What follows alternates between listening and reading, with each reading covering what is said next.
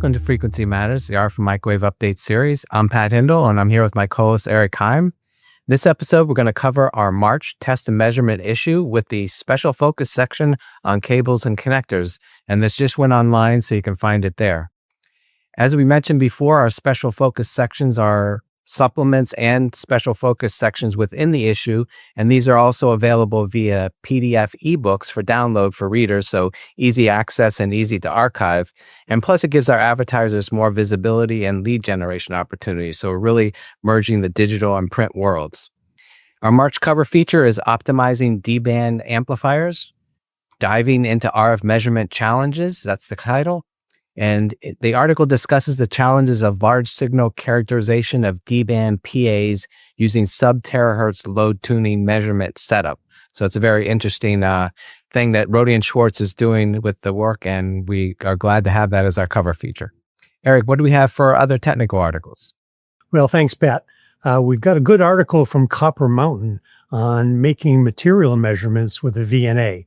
So the article gets into practical considerations and techniques for measuring material permittivity and permeability. And that's important for a lot of reasons, but particularly for radomes that protect defense, automotive, and other radar applications. And if you're a fan of matrices and equations, you'll love this article. The issue also has an analysis of the test and measurement equipment market from Markets and Markets. And in addition to some forecasts of revenue in that market, and I'm probably not giving away anything shocking when I say it's a big market, but in addition to that, the article does a good job of discussing trends and drivers. So there's a discussion of growth areas for the market, along with an interesting chart of the linkages between the top-level market, in this case 5G, the subsegments, players, and adjacent market opportunities. So take a look at that. And finally, we have an article from a university and the National Institute of Technology in India that discusses advancements in terahertz component fabrication. So the article looks at material selection and characterization for a whole host of materials and fabrication processes, and provides good insight into the challenges that must be solved before the industry can reliably support fabrication and testing of terahertz devices. And for product features, we had Sapphire oscillators deliver next-generation phase noise performance from Sayata Labs, unlocking high-frequency data acquisition with 12-bit digitizer from Teledyne SP devices, and using uncertainty quantification to predict reliability in high-frequency devices designed by ComSol. Eric, what do we have for our tech briefs? We have 4 tech briefs in this issue. Pasternak has introduced a line of 1mm test cables that operate DC to 100 gigahertz. Aerovant has developed a larger compact antenna test range with a 300mm quiet zone and a gimbal supporting up to 80 pounds.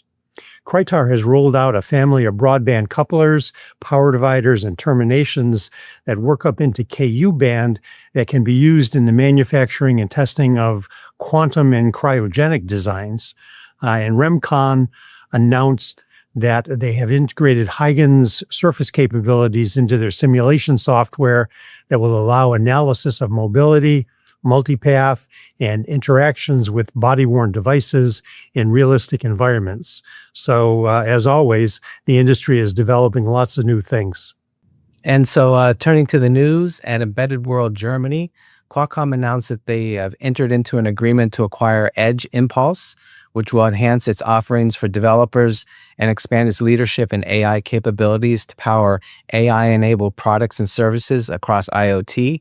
So this acquisition is anticipated to complement Qualcomm's technology's strategic approach to IoT transformation, which includes a comprehensive chipset roadmap, a unified software architecture, a suite of services, developer resources, ecosystem partners, comprehensive solutions, and IoT blueprints to address diverse industry needs and challenges. So we're really seeing Qualcomm try to diversify away from the cellular market into this automotive and IoT applications. So they're doing a good job there.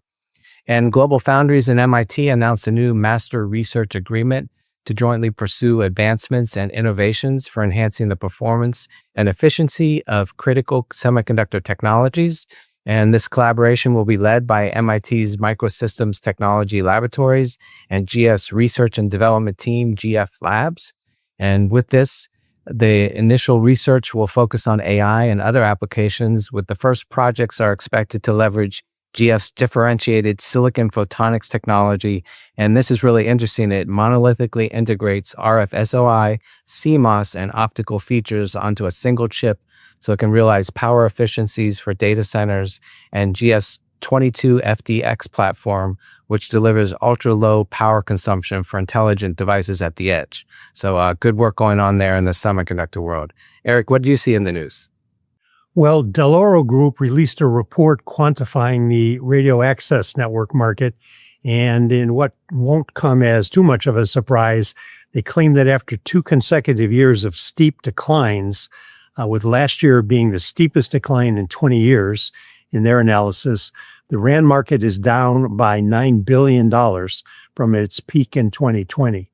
And while that number by itself is concerning, of even greater concern, according to the report, is that there is a lot of uncertainty around the capacity upgrade phase that typically follows the initial deployment phase.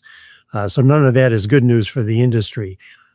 In their estimation, Huawei is still the overall market leader, but if we exclude China, Ericsson becomes the market leader. So take a look at that release for more information. And I'd like to mention a product announcement. Intelliant Technologies and Eutelsat Group announced availability for a series of flat panel antennas for Eutelsat's OneWeb LEO network. So these antennas offer advanced tracking technology.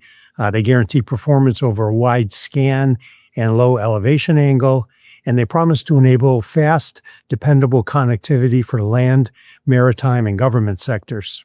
And turning to events, it's been a very busy couple of weeks. I attended Mobile World Congress Barcelona last week and Satellite this week, so been keeping busy. Both events were very well attended. Mobile World Congress published their stats: 109,000 attendees from 205 countries and territories, more than 2,900 exhibitors, sponsors, and partners, and over 1,200 speakers and thought leaders. So huge event. And of course, one of the main themes there was AI, as you can guess. And so I wanted to cover a bunch of examples of AI in the RF industry that I thought were interesting. So I'll run through a bunch here. So DeepSig showcased its latest innovations in spectrum awareness, Open RAN performance, and AI native RAN.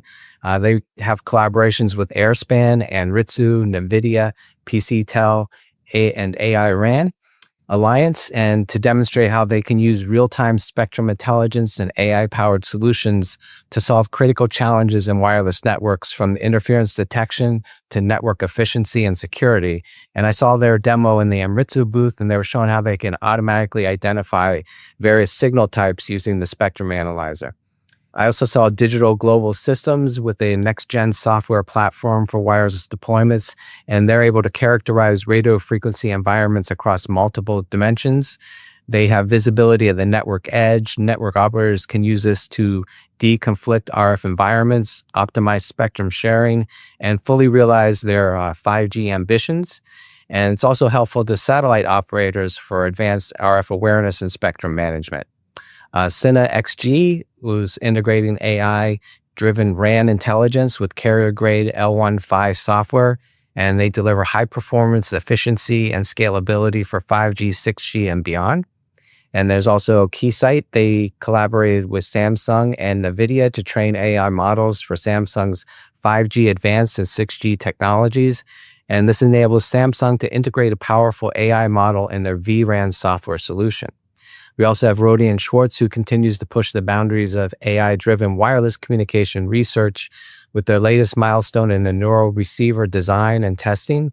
With the latest proof of concept, they developed this in collaboration with NVIDIA, and that integrates the digital twin technology and high-fidelity ray tracing to create a robust framework for testing 5G advanced and 6G neural receivers under realistic propagation conditions. Qualcomm features, AI in a lot of their products, processor, modems, their RF platforms, and they're with IBM announced an expanded collaboration to drive enterprise-grade generative AI solutions across edge and cloud. And I'm sure there are many more examples but I'm going to have to cut it off there for a time. And so I also attended the satellite event. So I like to follow the development of flat panel arrays. And Eric mentioned in the news the Intellion Technologies announcement, but there also was ComSat and TMY Tech announced their collaboration in a flat panel array solution. And they uses ComSat's modems with TMY Tech's phased arrays. And I really like TMY Tech's different configurations they have for transmit and receive arrays. They can kind of mix and match for different solutions.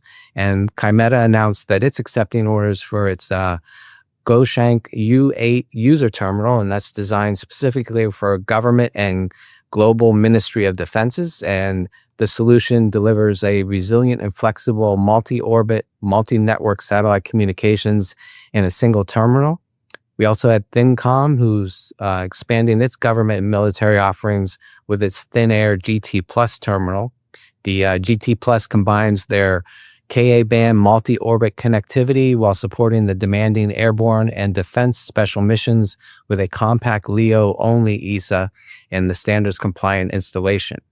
And another thing that came out of Satellite Show, besides the flat panel displays I like to follow, is now I can see that the Japanese are very active in the high altitude platform or HAPS market. So we talked a little bit about these before, but I've never really seen too many real use cases of it. But Space Compass and NTT Docomo announced that they have successfully completed data connectivity tests between LTE base stations and smartphones using the HAPS platform in the stratosphere in Kenya. And in the test, a communication demonstration using the LTE was carried out between the HAPS flying at altitudes around 20 kilometers and a 4G device on the ground. And the LTE base station was connected to the ground gateway station, and a relay technology called non-regenerative relay was used to reflect the radio waves through the communication device mounted on the HAPS flying in the stratosphere and connected to the ground-based 4G device. And as a result, they had a throughput of 4.66 megabits per second, which was observed during the reception of the radio wave transmitted from the ground gateway to the 4G device via the HAPS. So interesting development there. I'll see if this is being used practically in some of these more remote areas. So Eric, how about you for the Satellite Show? What spoke out to you? Well, first of all, the first day especially was so much busier than last year, lines everywhere. And I think that really reflects the excitement and optimism in that industry segment. And as you mentioned, I specifically chose the Intellion Eutelsat announcement because it encapsulates so much of what I saw at the satellite show. The industry has embraced the idea of multiple orbits, multiple frequencies, multiple waveforms, multiple operators. And I had one major manufacturer tell me that they kind of jokingly refer to their efforts and value proposition as multi-multi, kind of in response to these industry drivers. And at the top level, there are advantages to all these different orbits, waveforms, frequencies, et cetera. And the industry is trying to get to the handset model, where the terminals, ground stations that you just mentioned, satellites are really black box networks for users that just work. The users, for the most part, don't care, nor should they, kind of what orbit or frequency range is being used. They just want their terminal to provide a good connectivity solution. And the industry has been talking about this as a goal for a couple of years now. So that's not too much different. But what is different and what we saw at the show is that talk about benefits of implementing the black box connectivity solution has turned into implementation. So I saw lots of antennas. Pat mentioned the flat panel ones, but there probably were more parabolic antennas, which I was a bit surprised about. So lots going on in that area. There were far more component companies at the show than in recent years. And all this multi talk means higher performance components and much more need for command and control. So it was a very good show. Everybody seems very excited about this market opportunity. And that wraps up this episode. Our sponsor is RFMW. RFMW is a technical distributor of RF and microwave products and now power management products. When you start your next design, consider their multiple product lines. Remember, As a member of the industry, a subscription to Microwave Journal is free, so please visit our site today and subscribe if you aren't already a reader. Also, please give us a like and subscribe to our channels.